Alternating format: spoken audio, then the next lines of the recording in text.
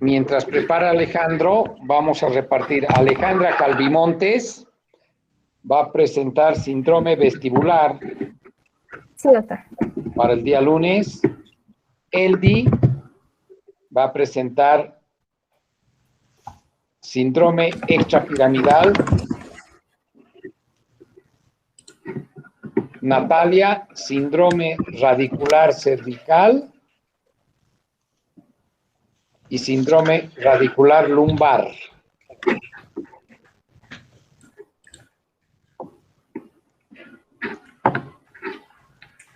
Ya. Chicos, ¿se ve la pantalla? Sí, pongan la copita para agrandarla. Ya. Bien, buenas noches a todos los oyentes y presentes. Bueno, yo voy a exponer sobre síndromes cerebelosos. Vamos a hablar un poco de la anatomía, que el encéfalo, el cerebelo es una parte del encéfalo que se encuentra en la parte posterior del tronco encefálico. Está relacionado con el mesencéfalo, el puente y la médula oblongada por los pedúnculos cerebelosos superior, medio e inferior respectivamente. El cerebelo, que tenemos que saber su configuración externa para tener una representación somatotópica.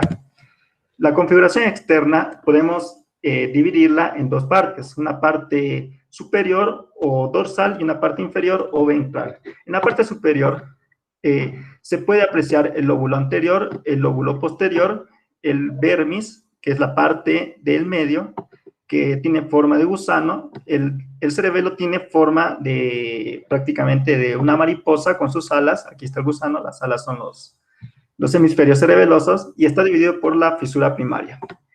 En la parte inferior, lo que es la parte ventral, tenemos una estructura que llama la atención, que es el nódulo, esto de azul, y en su parte lateral tenemos el flóculo, y toda esta estructura se llama el lóbulo flóculo nodular.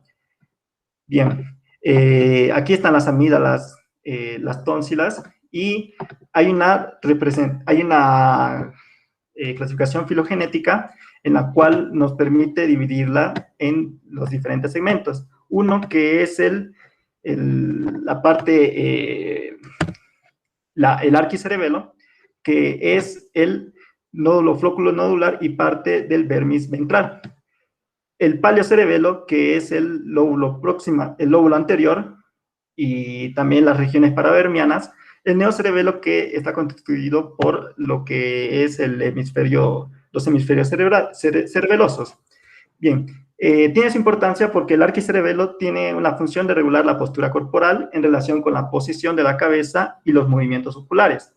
El paleocerebelo, su función es la de regular la posición del tronco y la parte proximal de las extremidades. El neocerebelo tiene una función de regular los movimientos coordinados finos de las extremidades y también tiene funciones cognitivas. Aquí en el neocerebelo, en los hemisferios cerebelosos, tiene lo que es el núcleo dentado, que vamos a ir viéndolo más después. Las funciones del cerebelo, vamos a ponerlas así. Tiene una función motora, también tiene una parte que es de lenguaje, la parte ocular, también de la parte visual, y también está relacionado con la postura del equilibrio, entre otras muchas funciones que tiene, pero entre ellas son las principales. Las manifestaciones cardinales, es importante saber esto en las enfermedades cerebelosas. Tenemos aquí la hipotonía, que es de característica proximal en extremidades y que afecta a los reflejos de estiramiento. O sea, los reflejos osteoteninosos están disminuidos y aparte esto crea aumento pendular. Bien, la hipotonía no es más que la disminución del tono muscular en movimientos del músculo esquelético. Movimientos, bueno ya, la ataxia, tenemos aquí la dismetría, la disdiadococinesia, signo de rebote y el aumento de la base de sustentación. Todo esto lo voy a decir rápidamente en imágenes para que se les quede bien. La parte de la isartria que está en el lenguaje y que es un lenguaje escándido, aquí tengo un poco un audio, van a escuchar rápido. Es cuando una persona se encuentra en... Aquí está. Venga, empezamos. ¿Cuándo te sobrevino el ictus? Pues el 9 de noviembre de 2009. Bien, aquí podemos ver que la persona está con una forma de hablar desarticulada, también está lenta, como si estuviera borracho prácticamente, para que se acuerden bien. Da acentuaciones en palabras que no deberían, o en lugares donde no deberían estar las acentuaciones. Bien, hay un temblor cinético, que es como cuando uno quiere agarrar un vaso de agua. O sea, cuando uno va a agarrar un vaso de agua, no cuando uno lo agarra el vaso de agua. La disfunción oculomotora, aquí tenemos el nistagmus, dismetría oculomotora y megalografía. Bien, el paciente, hay que poner bien claro esto, el paciente está con un desequilibrio, prácticamente. Entonces, la persona, hay un test de Ramberg, que es cuando se le pide al paciente que se ponga en estado firme y cierra los ojos. Esto para diferenciar de otras alteraciones que no sean las cerebelosas. Aquí es negativa en la cerebelosa. Esto quiere decir que no afecta cuando a la persona se le pide que cierre los ojos. Tenemos aquí la marcha de tándem, que es cuando se le pide al paciente que camine un pie detrás del otro. Aquí es imposible que el paciente mantenga el equilibrio. Aquí tenemos el paciente en el cual necesita un aumento de la base de sustentación. El peso, el centro de masa prácticamente del paciente, como no puede ponerse en equilibrio, tiene que abrir el compás de las piernas y prácticamente como que disminuye también bueno, se asienta más, ¿no? Para tener más equilibrio. Bien. Aquí tenemos lo que es la dismetría. Como ya les decía, cuando el paciente tiene que hacer una prueba que es la del talón y rodilla. El paciente necesita muchas pruebas para llegar a favorecer esa prueba. También hay otra prueba que es la del dedo, nariz y dedo, que es hacia el médico. Eso es la dismetría. La disdialcocinesia es cuando se le pide al paciente que supine y haga pronación rápidamente, y esto lo hace con movimientos bruscos. Es decir, hay alteración de los movimientos alternos. El test del rebote, esto refleja la hipotonía. En el test del rebote se le pide al paciente que haga fuerza contraria hacia lo que le está pidiendo el médico. Aquí está el médico, entonces, una vez se le suelta, el paciente no va a tener prácticamente como que se va a ir hacia el lado del rostro, su mano. Entonces ese es el test de rebote. Aquí les decía sobre también parte de la hipotonía, que los reflejos están disminuidos y también las oscilaciones de las articulaciones están aumentadas. Y lo que es el temblor cerebeloso, que es de intención, cinético. Las mioclonías, aquí tenía un video, pero bueno, tenemos muchas. Repito, vamos a hacer esto. Bien. Las mioclonías es cuando un paciente prácticamente está haciendo un temblor. Vamos a ver si carga esto rapidito. Bueno, vamos a ir explicando entonces. Tiene un temblor muy característico del paciente. Y esto también se puede ver en la parte de los ojos. Y esto también está acompañado con oxoclonus y mioclonía. Podemos ver aquí el oxoclonus, que es el movimiento oscilatorio de los ojos, que se puede ver con un movimiento conjugado, rápido y anárquico, hacia movimientos voluntarios. Vamos a ver aquí la mioclonía. Aquí está. Miren cómo prácticamente está temblando el paciente. A ver si carga. Y hay otras alteraciones muy llamativas del síndrome cerebeloso. Mire cómo tiene sus manos. Esas son las mioclonías, que generalmente también está asociada a los opsoclonos, que es la parte de los ojos.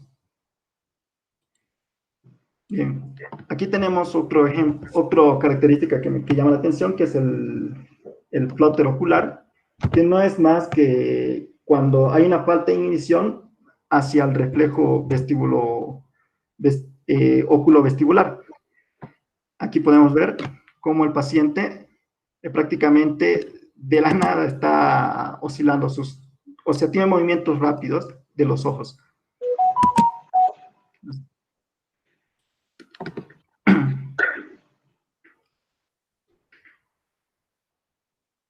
Ahí, rayos.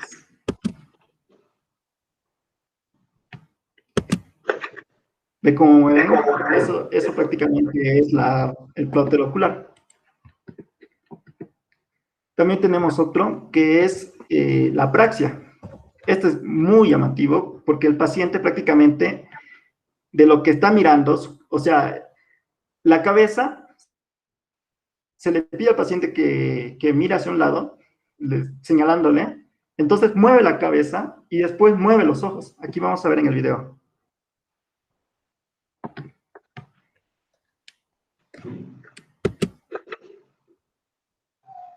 Como que no está mostrando esto.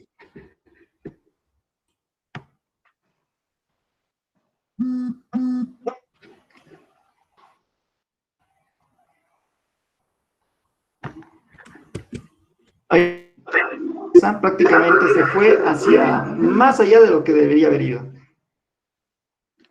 No pudo medir concretamente hacia dónde tenía que haber hecho el movimiento de la cabeza. Y aquí el típico nistagmus.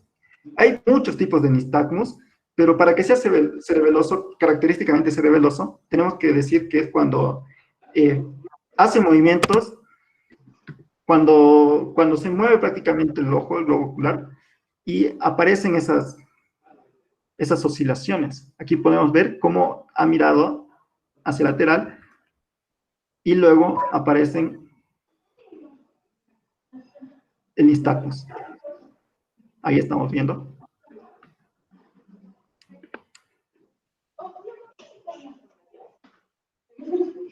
Bien. Ya, ahora viendo la parte de los síndromes cerebelosos, tenemos que son 4, lo podemos clasificar en 4. Una parte que es el síndrome rostral, que es agarrando, lo que tenemos que pensar aquí es la parte del cerebelo en la región ventral.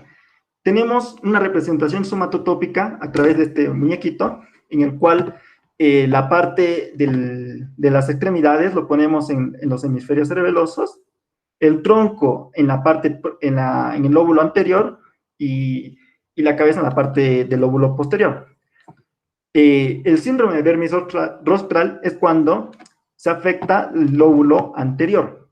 Entonces, en el lóbulo anterior tenemos las extremidades inferiores y parte del tronco.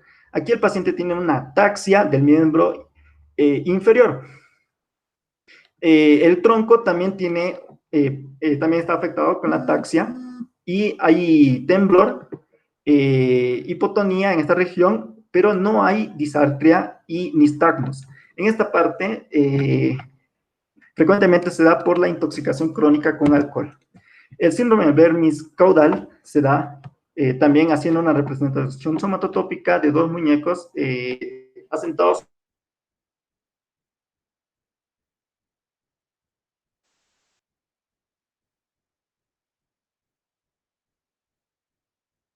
y el lóbulo posterior, la parte del paravermiano. Bueno, aquí ¿cómo se da? La ataxia es del tronco, y cuando hay ataxia del tronco, prácticamente al paciente se le puede pedir que se lo coloca prácticamente en la parte final, bueno, en la orilla de una cama, y prácticamente el paciente pierde el equilibrio del tronco y se va hacia atrás o hacia adelante. Imagínense si está ahí en la cama. Y eso es por la ataxia del tronco. El miembro superior no está afectado Y bueno, la hipotonía tampoco no hay, es negativa. La disartria puede o no presentarse como igual el nistagmus. El síndrome del hemisferio cerebeloso, este es homolateral al lugar de la lesión. Es decir, si es del lado izquierdo, entonces se presenta como aquí en el lado izquierdo. Aquí entonces vamos a tener la ataxia del miembro superior e inferior, pero del lado afectado. El paciente prácticamente se desvía hacia ese lado, la teropulsión en marcha, hay una hipotonía del lado afectado, hay disartria y nistagmus también. Bueno, esto se expresa del mismo lado de la lesión. Como les he dicho, afecta el lóbulo posterior y parte del lóbulo anterior. Se da más en niños, perdón, se da en los niños con el astrocitoma y en los adultos como en los mangioblastomas o los abscesos. Y por último, el síndrome de pancerebeloso, que es una afección difusa al cerebelo y se da todo lo que ya habíamos mencionado, la ataxia, la hipotonía, la disartria, el nistagmus. Y esto se da principalmente por las infecciones, por la hipoglicemia, hipertermias o intoxicaciones por alcohol. Bien.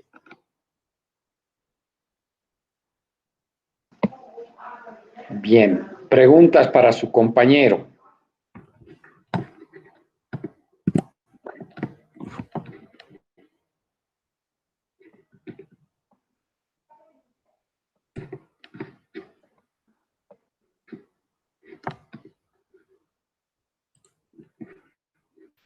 ¿Existe algún criterio o algún síntoma que sea cardinal para hacer el diagnóstico?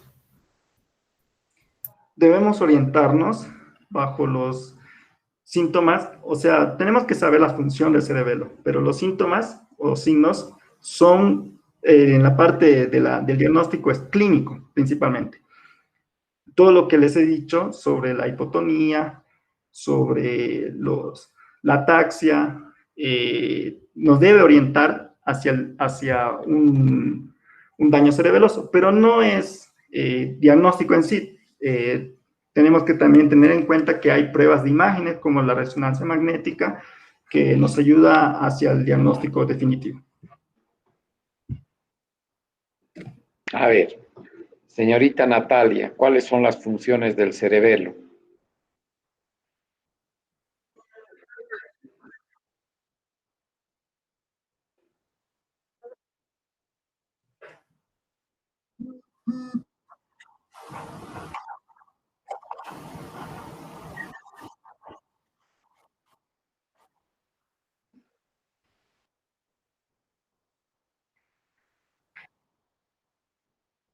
Muy bien.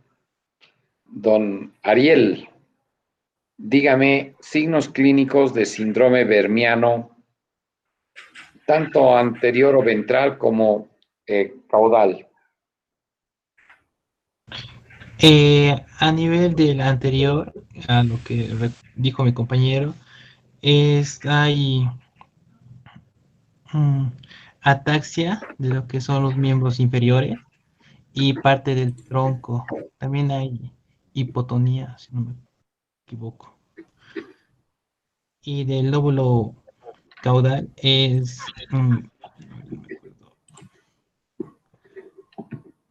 ataxia de la parte del tronco principalmente. Más afectado, doctor. Bien. A ver, vamos a tratar de reforzar con algún material que tengo yo. Pero la idea es que quede claro, ¿me entienden?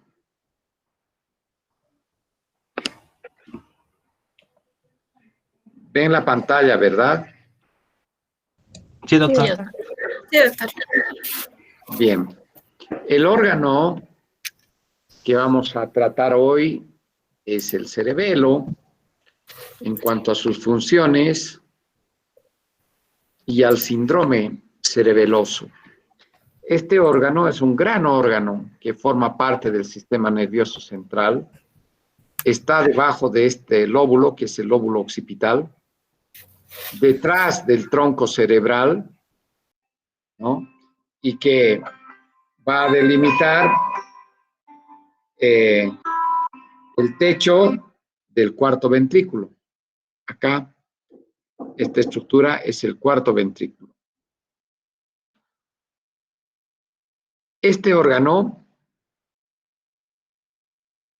es un órgano que semeja una mariposa con sus alas extendidas. Su compañero dijo bien, estas alas corresponden a los hemisferios cerebelosos y la parte central se denomina vermis. Hay dos hemisferios cerebelosos y un solo vermis. El cerebelo es llamado también el órgano de los tres. ¿Por qué tiene tres caras? Una superior, una inferior y una anterior. Superior, inferior y anterior. También tiene tres lóbulos, un lóbulo anterior, un lóbulo medio y un lóbulo posterior. Acá vamos a ver este lóbulo que se denomina flóculo nodular. Tenemos el lóbulo anterior y el lóbulo posterior. Y desde el punto de vista filogenético tiene tres porciones: el arquicerebelo, el paleocerebelo y el neocerebelo. Arqui, paleo y neo. ¿De acuerdo? Vamos a ir un poco atrás. Esta parte, el lóbulo flóculo nodular, esto es el arquicerebelo. El lóbulo anterior es el paleocerebelo y el lóbulo posterior el neocerebelo. ¿Está claro esto, jóvenes? Acá está más claro. Arquicerebelo, neocerebelo, arquicerebelo. Sí, ¿Está doctor. claro? Muy bien. Sí, doctor. Vamos a ver el arquicerebelo, vale decir la porción más antigua, esta, el lóbulo flóculo nodular, tiene conexiones con lo siguiente. En el oído interno parte el nervio vestibular que llega a los núcleos vestibulares y de los núcleos vestibulares va al arquicerebelo, al nódulo flóculo nodular. Repito, la vía del arquicerebelo parte con el nervio vestibular que llega a los núcleos vestibulares del tronco y de los núcleos vestibulares van al lóbulo flóculo nodular. ¿Sí? ¿Queda claro esto, verdad? Sí, doctor. Sí, doctor. Bien. Sí, doctor. Por lo tanto, al tener contacto con el nervio vestibular, vale decir que está en contacto con el oído interno, que está formado por el conductos semicirculares, membranosos, el caracol membranoso, el utrículo, el sáculo. Todas esas estructuras del oído interno tienen que ver con la función vestibular, vale decir, con la función del equilibrio. Por lo tanto, el arquicerebelo tiene por función el equilibrio. ¿Queda claro ahí, no? Sí, doctor. Sí, doctor. Bien. Sí. Sí, doctor. El paleocerebelo parte desde el músculo, los usos neuromusculares, los tendones, las articulaciones, llega a la médula espinal y asciende hasta el núcleo globoso y emboliforme, vale decir, hasta el paleocerebelo. ¿Sí? Entonces, al tener esta conexión con el músculo, su función fundamental es el tono muscular y la postura. ¿Queda claro? El paleocerebelo parte de los usos neuromusculares, el músculo, las articulaciones y los ligamentos, va hasta la médula y de ahí asciende hasta el núcleo globoso y emboliforme. La función del paleocerebelo es el tono y la postura. En cambio, el neocerebelo tiene conexiones desde el cerebro, que pasa a través de estos ganglios del tálamo, de la sustancia negra, el núcleo rojo, el núcleo subtalámico, y van al núcleo Dentado. dentado, exactamente. Van al núcleo dentado. El paleocerebelo va al núcleo globoso y emboliforme y este va al núcleo dentado. ¿Ya? Por lo tanto, estas sustancias, el tálamo, la sustancia negra, el núcleo subtalómico, el núcleo rojo, tienen funciones extrapiramidales. Por su relación con el cerebelo, coordinan el movimiento. ¿Sí? Entonces, el neocerebelo tiene por función la coordinación. Y si hacemos un resumen, veremos que el arquicerebelo tiene por función el equilibrio, el paleocerebelo, el tono y la postura, y el neocerebelo, la coordinación. ¿Hasta aquí estamos, jóvenes? Sí, doctor. Muy bien. Acá está nuevamente. Este es el nódulo flóculo nodular, el arquicerebelo, que por su conexión con el vestíbulo, con los núcleos vestibulares, se denomina vestíbulo cerebelo. La función es el equilibrio. ¿Ya? También tiene control del movimiento de los ojos. Se llama vestíbulo cerebelo. Este lóbulo anterior y esta parte anterior del vermis tiene conexión con los usos neuromusculares, tiene conexión con la médula. Se llama espino cerebeloso. Tiene regulación del tono y la postura. Y toda esta gran masa que es el neocerebelo tiene función con la corteza y se denomina córtico cerebelo y tiene por función la coordinación o modulación de la actividad motora voluntaria. De esta manera podemos clasificar de manera muy sencilla y a no dividir en síndrome cerebeloso anterior, síndrome cerebeloso caudal, en fin, simplemente como síndrome vermiano y síndrome de hemisferios laterales. El síndrome vermiano básicamente es la afectación del nódulo flóculo nodular de esto. Entonces, recuérdenme ustedes cuál es la función del nódulo flóculo nodular o arquicerebelo. Equilibrio. El equilibrio. Por lo tanto, su alteración va a producir desequilibrio. Y este desequilibrio se va a traducir semiológicamente por lo que se llama como ataxia. Vale decir, una alteración del equilibrio, tanto del cuerpo al estar en reposo, cuanto al estar caminando. Recientemente dijimos también controla el movimiento de los ojos, por lo tanto va a haber nistagmo. Si les pregunto a ustedes en el examen signos clínicos de síndrome vermiano, me dirán ataxia, tanto dinámica como estática y nistagmo. He aquí la alteración atáxica dinámica. Hay una alteración en la marcha que se denomina marcha cerebelosa o atáxica.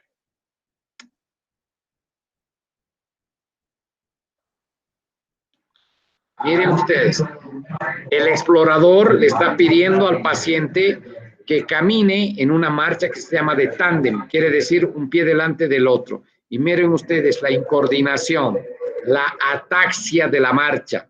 El paciente trata de aumentar la base de sustentación, se trata de equilibrar con los brazos, llevándolos a los lados y con la vista. Si a este paciente le pedimos de que cierre la vista, definitivamente el paciente va a caer. Es la marcha cerebelosa.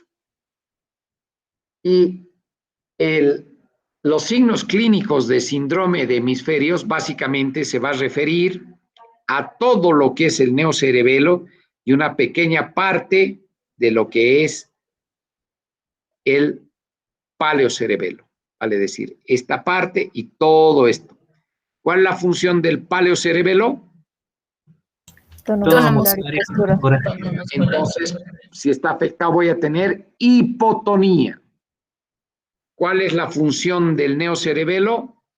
Sinergia muscular o coordinación. No. Coordinación. Del coordinación. Bien, entonces, acá ya estoy dando hipotonía. ¿De acuerdo? Y la coordinación se ve alterada y voy a tener incoordinación. Y esta incoordinación se va a manifestar por dismetría, disdiadococinesia, disartria. Acuérdense, dismetría, disdiadococinesia, disartria. Hay hipotonía. El neocerebelo tiene conexiones con la vía extrapiramidal a nivel de la corteza, les he dicho, ¿no es cierto? El núcleo rojo, el núcleo del locus níger, etc. Esa conexión que tiene va a producir una alteración en el temblor y también hay nistagmo. ¿Ya? Estos son los signos clínicos de hemisferio cerebeloso. ¿Está claro hasta acá? Sí, doctor. Sí, doctor. Muy claro, ¿no? Sí. Sí, Sí. doctor. Ahora veamos cómo se examinan estas cosas.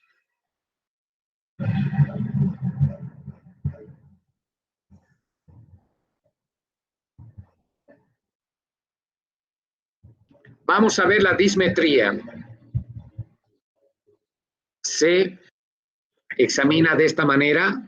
Se le pide al paciente con una de sus manos, trate de tocar su nariz y con la otra también. Perfecto.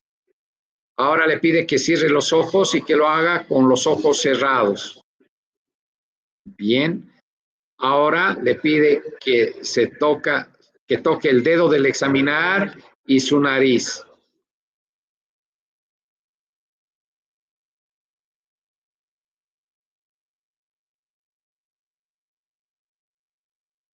Esa es la dismetría. Otra alteración de hemisferio lateral puede ser la dissinergia. Es el movimiento rápido de palmoteo.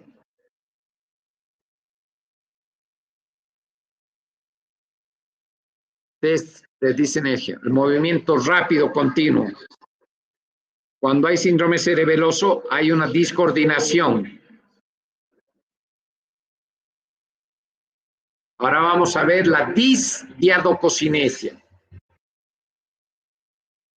Es el movimiento alterno de movimientos opuestos.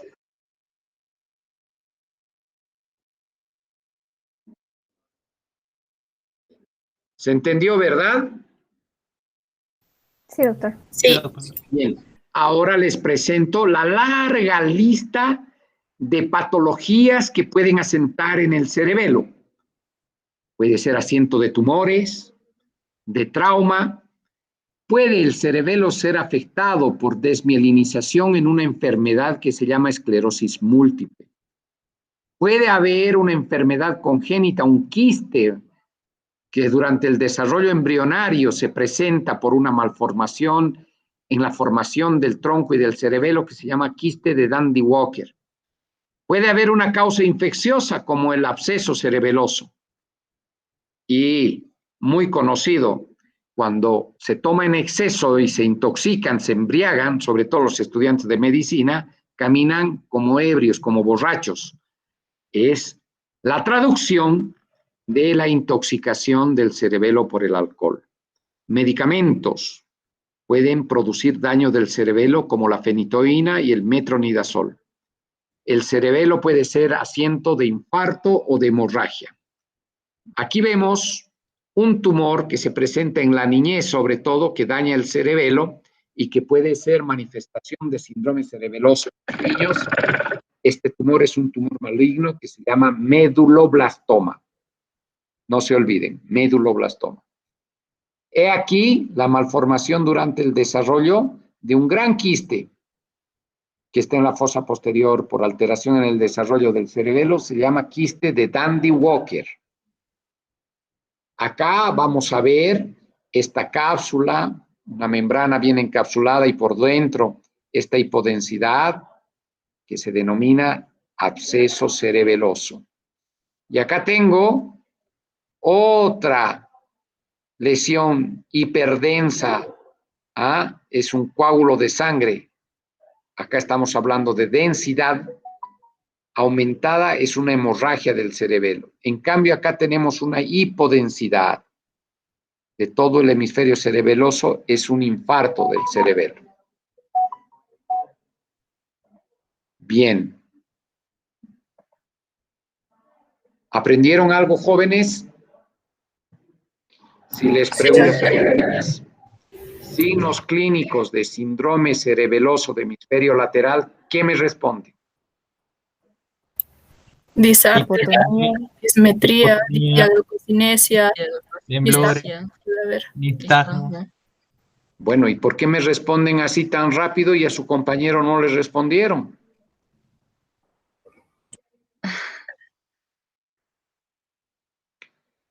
Signos clínicos de síndrome vermiano. Ataxia, Ataxia estática, dinámica. Ahí está. Hombre, bueno, algo aprendieron hoy, ¿verdad? Sí, doctor. Ayer también otro poco. Bien. Hoy, muchachos, estoy particularmente cansado. Tuve un día durísimo. No quería fallarles, ya les fallé demasiado, pero nos vemos el lunes, por favor, a las 20:30, ¿ya? Y preparen todos, porque va a ser al azar. Vamos a terminar de exponer los temas que acabo de darles y está pendiente también síndrome meningio. ¿De acuerdo? Doctor, Está bien, doctor. entonces, el lunes síndrome vestibular, ¿no? Hombre, no sabemos, ahí voy a sortear. Presenten todo. ¿Ya? Ya. Ok. Listo. Chao, Hasta chicos. luego, doctor. Hasta luego, doctor. Hasta luego, doctor. Descansen. Gracias, doctor.